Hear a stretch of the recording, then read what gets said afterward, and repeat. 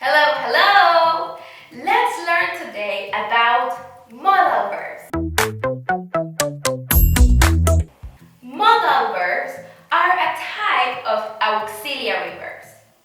Modal verbs shows modalities.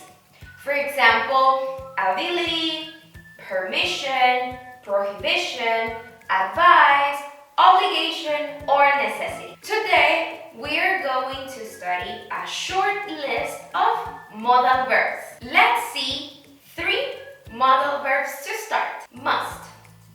The meaning of must is an obligation or firm necessity or probability.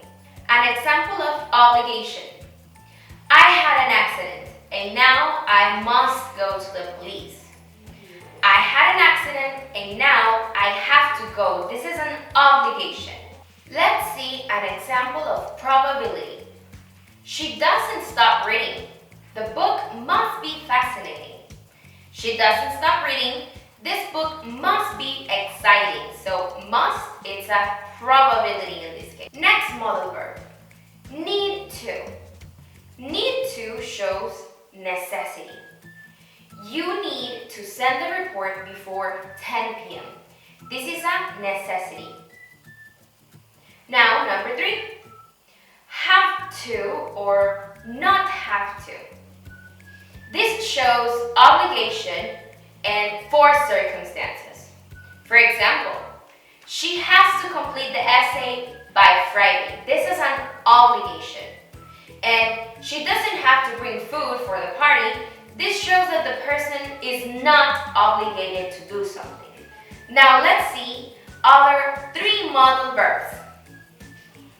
Owe to or owe to. It shows obligation and probability. You ought to call your mother more often. This is like an obligation. Had better. Use had better for warnings. You had better not drive in the snow. If you drive in the snow, you may have an accident. So this is a warning. Last modal verb, should. Should shows advice and uncertain prediction. For example, your hair is pretty long. You should get a haircut. This is a piece of advice. Those are some modal verbs.